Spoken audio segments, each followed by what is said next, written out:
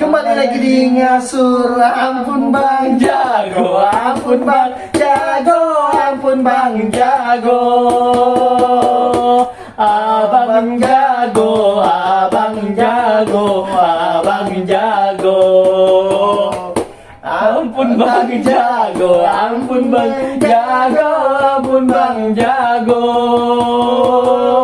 Abang Jago, abang Jago, abang Jago. Itu karena apa, Win? Jelaskan dulu. Gara-gara semalam cari ayam, ada ayam Bang Jago. Iya. Jadi langsung ampun Bang Jago. Dah. Pembahasannya apa, Win? Udah tahu, Boy. Yang tadi kah? Apa itu? Soalnya kan kita udah tag. Oh iya ya. Ya. Masih yang mau yang tadi atau yang baru nih? Kamu ada yang baru gak? Nah, menurutmu rumus bahagia itu apa, Win? Berangkat dari katanya, jangan baca katanya mau godat. Ini buku ini berawal dari interviewnya Abdur ya. Oke, rumus bahagia. Sudah kita tadi bahas tentang apa, Boy? Kamu pilih mana kalau ada dua opsi, bahagia atau kaya? Iya, tadi. Kamu pilih kaya, aku pilih bahagia. Iya. Tapi konteksnya intinya kaya yang tidak rese, bahagia juga yang tidak dengan cara bahagianya menjatuhkan orang atau menjadikan orang atau bahkan menyengsarakan orang. Oke. Yang penting dia bahagia, orang lainnya sakit gitu kan. Bukan itu. Apa ya, rumus bahagia menurutku adalah pada saat kebutuhan dasarku tuh terpenuhi. Terpenuhi. Oke. Aku itu aja dulu. Kalau kamu nanya aku rumus bahagiaku, yang kubutuhkan tuh ada aja gitu. Iya kan? Tidak ada kendala di mode default hidupku lah. Oke. Nah aku tuh gak ada masalah tuh, aku sudah bahagia tuh. Oke. Tinggal ingin mencari lebih kebahagiaan yang sudah ada kah? Dengan konsekuensi kamu bakal jatuh, kan itu aja. Yang penting sih pada saat kebutuhan mendasarku sudah terpenuhi, makan 3 kali sehari, 2 kali sehari misalnya. Kebutuhan dasar jadi tinggi. Iya, tidurmu tidak terganggu, waktumu untuk sendiri ada, ya kan, kebutuhan primer sekundermu minimal terpenuhi. Iya. Itu aku. Kalau kamu?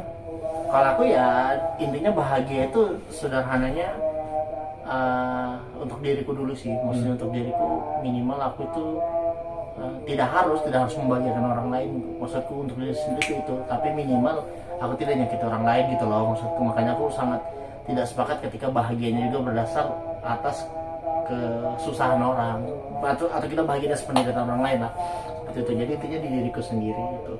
Nah tapi tadi menarik ya, sebenarnya juga kan kamu pribadi itu tidak bisa kamu masih merasa belum cukup ya? Iya. Kapan momen kayaknya kamu cukupin? Nggak tahu. Itu salah satu hal yang paling sulit mungkin. Mungkin dulu deskripsikan dulu cukup ini apa? Yang seperti apa maksudnya yang kamu merasa kamu belum merasa cukup nih? Pada saat kamu punya satu, kamu nggak mau nambah lagi. Gitu. Itu sih aku. Pada saat kamu punya, misalnya punya motor, ya udah satu motor. Misalnya punya satu mobil, ya sudah satu mobil. Kecuali Bukan keinginan yang berkembang. Iya, kalau itu pun kayak itu bukan apa ya? Karena modelnya beda deh. Karena memang dibutuhkan untuk dibeli lagi ya, baru itu beda tuh ya. Konteksnya beda. Itu kalau aku. Makanya aku kayaknya apa ya? Aku tuh punya ikatan emosional dengan satu hal gitu, bahwa satu benda khususnya. Ketika kamu suka ya? Iya, makanya aku nggak bisa gitu. Kamu tahu kan aku suka ngoleksi kan? Jam aku nggak bisa satu, ini nggak bisa, ini nggak bisa, ini nggak bisa, selalu lebih. Nah itu yang di saat kamu udah fokus ke situ, maniak, kamu harus jadi maniak lah. Iya itu, ku habiskan waktuku untuk begitu, dan itu kadang-kadang nyiksa diri sih. Iya, memaksakan ya sih? Sangat, sebenarnya sangat memaksakan diri. Cuman sejauh ini kamu tidak melakukan hal-hal di luar konteks kebaikan, bukan kebaikan. Nggak ada sih. Melakukan hal-hal kurang terdapatkan kan? Nggak. Masanya ada boy, ya kan? Iya. Ada orang yang begitu. Nah gimana tanggapanmu sama orang yang Ya gitu? sudah salah berarti caranya kan, maksudku. Yang penting gini, itu tidak mengganggu kebahagiaan dasarku tadi. Oke. Yang aku suka gitu, nggak sampai ganggu piring nasi, nggak sampai ganggu jam tidur dan sebagainya. Karena gini, kenapa aku nanya itu gini? Aku pernah dengar nih, aku nggak ngomong ceram ya, tapi orang pernah ngomong lah. Karena aku lupa dari mana ini. Dia bilang kayak gini, sebenarnya rezeki itu sudah diatur. Cuman yang membedakan tuh bagaimana cara kita mendapatkannya. Contoh maling itu rezekinya maling. Cuma memang cara dia mendapatkan dengan cara harus jadi maling. Nah, kayak apa ya? Kontradiksi. Iya. Kayak kontradiksi lah kalau memang misalkan ternyata itu rezekinya maling. Ya tapi kan contohnya misalkan maling di rumah, sebenarnya kan kita bisa mencegah. Contohnya misalkan nambah pagar, misalnya diteralis di jendela-jendela, atau mungkin kunci rumah itu dibikin 4 kunci, baru dibikin grendelnya lebih banyak. Itu kan bagian dari upaya kita untuk mencegah maling nih, maling masuk ke rumah. Mencegah maling, Tapi kalau misalkan memang itu rezekinya, dia tetap bisa ngambil gitu kan. Iya. Jadi aku makanya masih kadang menurutku masih kontradiksi ya. Dia bilang itu memang rezeki, tapi bagaimana cara mengambilnya? Ya caranya ini salah aja kan. Berarti kan kembali tetap ke subjeknya kan, bahwa si maling ya brengsek aja mau lepas dibilang itu rezekinya dia, nggak sih? Iya. Karena mau ngambil hak orang lain dong. Berarti itu rezekinya orang lain juga yang cuma sampai situ, katanya gitu. Kalau hilang ya udah kami ikhlas saja. Iya. Ini rezekimu sampai situ. Gimana konsep itu menurutmu aja? Nanti pasti dapat yang lebih baik. Enggak sih. Selalu bilang kayak gitu kan orang kan? Ya apa ya, boy, cara kita untuk daripada memikirkan itu dan jadi beban, ya sudah, lepaskan aja, ikhlaskan aja. Itu kan kalimat-kalimat yang default, kalimat-kalimat template yang sering kita dengar. Ayo sudahlah, mungkin bukan rezekimu, mudahan aja diganti lebih baik lagi. Iya kan. Tapi kalau seandainya masih bisa diusahakan untuk dicari, ya dicari, karena itu hak kita. Iya, maksudku itu. Iya, maksudnya dengan berdalih itu tadi, dalih itu tadi orang-orang tuh jadi udah ikhlas gini loh. Maksudku ikhlas itu tidak semudah itu menurutku. Ikhlas itu bagian lain dari benar-benar saling melepaskan, maksudku. Dan itu butuh waktu, butuh benar-benar ketenangan. Karena kebanyakan orang kan yaitu mengambil keputusan saat marah dan berjanji saat senang. Makanya selalu dibilang kayak gitu. Ya, itu. Dan aku suka beres sama orang-orang yang dipaksa untuk ikhlas. Nah itu loh boy, maksudku, orang tuh jangan pernah dipaksa buat ikhlas. Meskipun banyak orang yang bilang kan, ya karena memang Tuhan selalu memberikan apa yang kamu butuhkan, bukan apa yang kamu inginkan.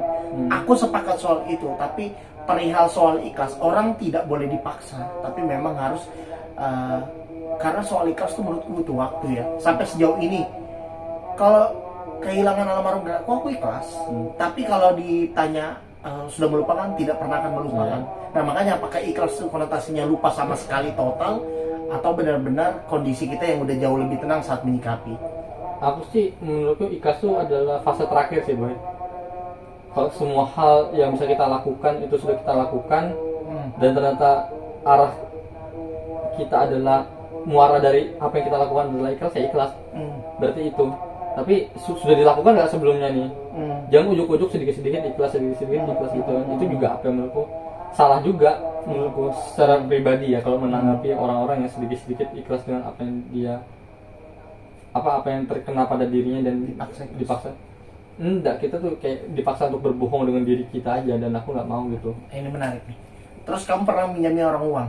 Pernah, dari Jadi, nah itu pertanyaanku. Gimana sekarang nggak pernah lagi? Nggak pernah. Aduh, coba pernah lagi. Karena gini, ini pertanyaannya. Kamu apa konsepmu saat meminjamkan uang orang? Saat itu dan saat sekarang? Dulu dia, ini cerita 1001 malam, bang. Aku bilang cerita apa ya, istilah yang paling sering dipakai orang untuk pinjam duit lah. Mama sakit, Oke. kan kayak gitu-gitu kan. Kenapa alasannya? Iya, ini kayak gitu. Nggak, maksudnya gimana kamu menyikapi? Karena aku percaya boy dulu, boy. Oh. Dia temanku banget gitu kan. Oke. Ya kayak kamu lah, aku pasti bisa ketemu kamu lah kalau kamu minjem duitku lah. Bagus. Iya kan, sampai pada akhirnya Sekarang berteman baik.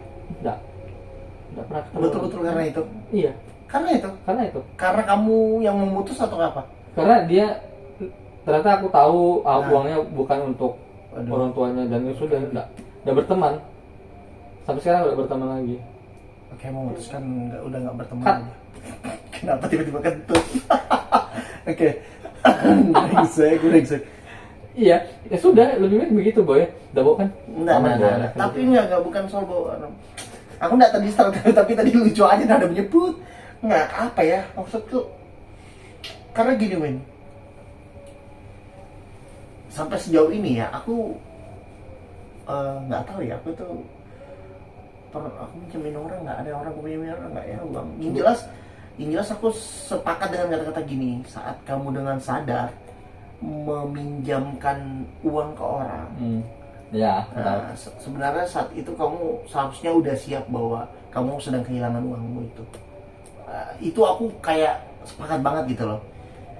Karena kalau misalkan ternyata ternyata itu kita jadikan ini punya hutang nih, itu ngeracun banget buat kita. Racun. Makanya aku sangat sepakat ketika bisa benar-benar memutuskan kamu nggak mau minjami uang orang.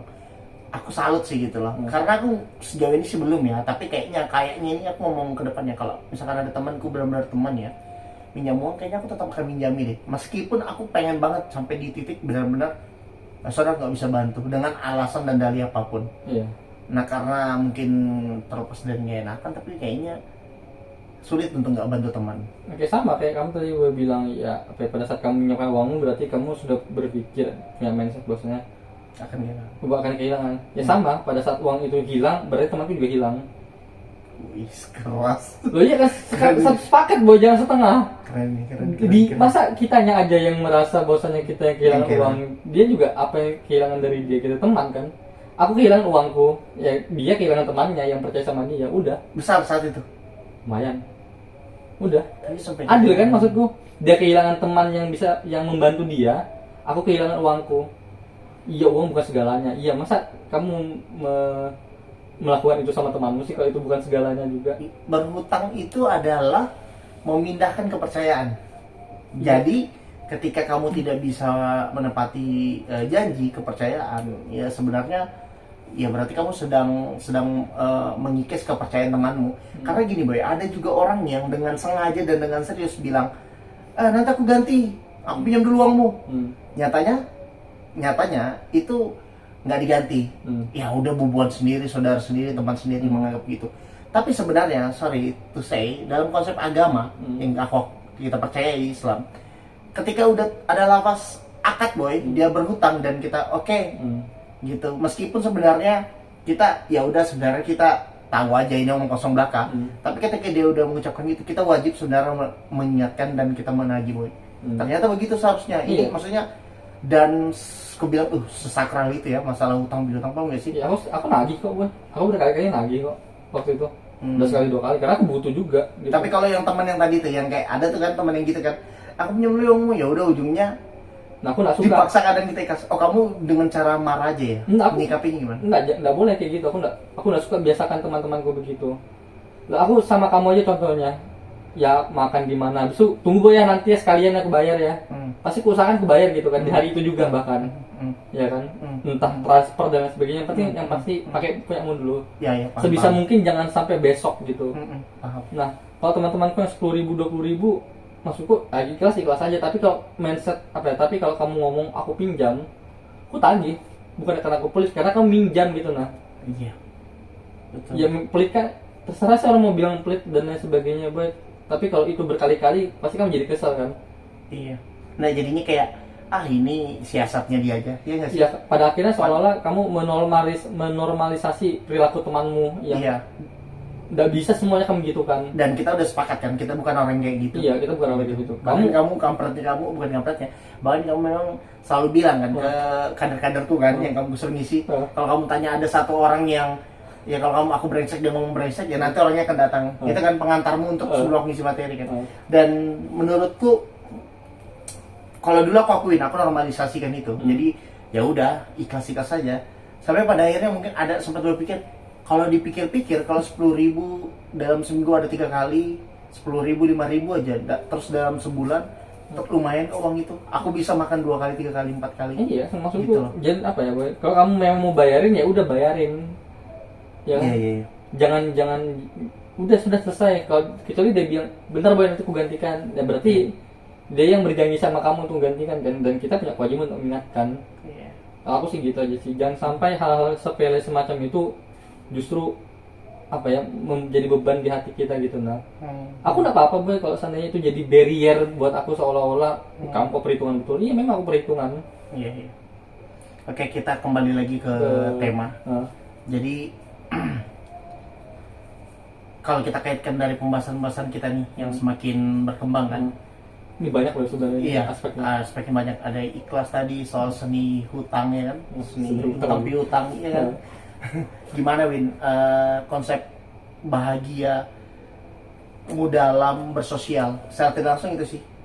Aku buka di halaman rumus bahagia boy, mau Mugodat. Iya. Ini di halaman 156. Stabil ya. Iya, sikap dan perilaku Anda itu yang menentukan, boy. Ini baca deh. Benar sih. Benar. Masih dibungkus aku. Iya. Benar sih. Iya. Benar. Itu aja. Karena ikhlas tuh emang sulit, tapi cukup itu PR kita bersama. Iya. Dan yang terpenting itu tadi, bagaimana kita menyikapi dan berperilaku terhadap hal itu sih. Dan kita harus memfilter, boy. Kita harus filter. Kita harus filter orang-orang sekitar kita sih. Yang mana punya potensi diutangin. Kita jadi orang juga jangan apa ya, berbuat baik tuh jangan sembah. Aku mungkin tidak di level tertinggi orang-orang di luar sana, boy, yang baik dengan semua orang aja gitu. Iya. Iya kan? Itu hebat sih kalau ada yang bisa begitu. Iya. Makanya kita nggak pernah mau bahas sesuatu yang berhubungan dengan moral kan. Iya. Nah, itu contohnya. Makanya kita sebenarnya udah kepikiran mau bahas tentang kasus yang lagi viral lah Iya. ya, tentang moral-moral. Tapi kita sadar bahwa kita Bukan nggak polisi sebaik moral. itu. Kita juga nggak mau jadi polisi moral. Dan kita bukan orang yang baik. Iya. Mungkin Tuhan lagi nutupin aja. Lagi nggak kelihatan aja nih sama kalian. Oke, itu aja Win kalau aku. Iya.